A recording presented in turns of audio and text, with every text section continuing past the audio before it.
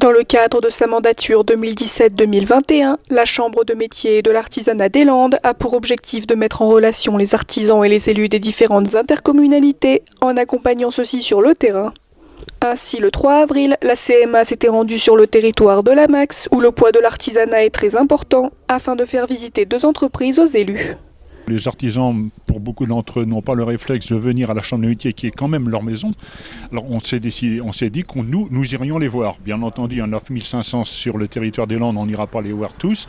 Mais on va aussi passer par le biais des territoires, donc comme on le fait aujourd'hui, on le fera sur tout le temps de nos mandatures. On ira dans tous les territoires pour aller à la rencontre des élus locaux, territoriaux, pour se faire connaître, pour qu'on échange entre nous, parce que nous avons des compétences que n'ont pas, inversement, ils ont des compétences que nous n'avons pas, que l'on puisse donc relier nos services dans l'intérêt de l'artisanat, dans l'intérêt du tissu économique du territoire, dans l'intérêt de tous en définitive. Donc c'est effectivement l'un des axes majeurs de notre mandature, c'est d'aller au-devant des élus locaux et de leur faire découvrir parfois des entreprises qui ne savaient pas qu'ils avaient sur le territoire, de belles entreprises comme on en a vu ce matin. Il y avait un coiffeur qui est nouvellement installé, ça fait 11 mois donc en Grèce. Donc on a pris une entreprise qui était jeune pour qu'il nous puisse expliquer comment lui il a pu démarrer. On a pu constater malheureusement que la porte d'entrée pour lui ça a été le Pôle emploi puisqu'il était demandeur d'emploi et que le Pôle emploi n'a pas eu le réflexe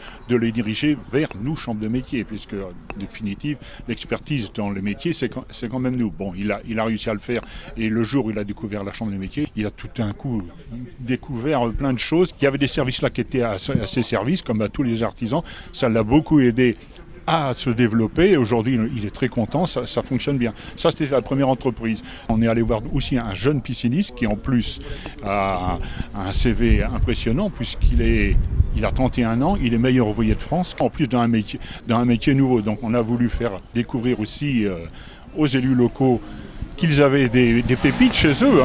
Ils l'ont découvert d'ailleurs. Voilà, c'est les 2 entreprises qui nous ont paru les plus parlants aujourd'hui. Ce que j'ai surtout senti, c'est la solitude du chef d'entreprise qui, dans le maquis des aides, dans le maquis des structures, a du mal à se retrouver.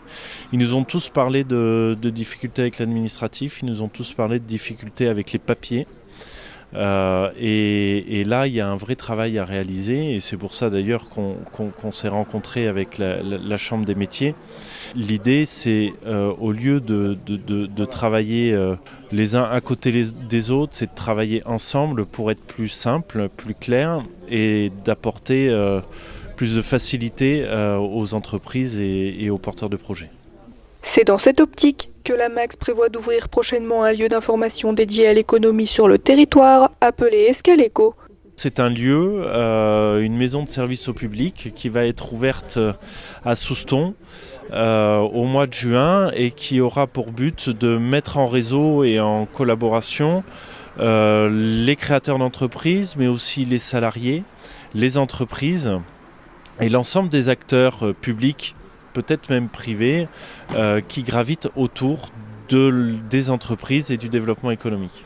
Les élus de la CMA et de la Max sont désormais prêts à travailler ensemble en unissant leurs compétences pour le bien de l'économie du territoire.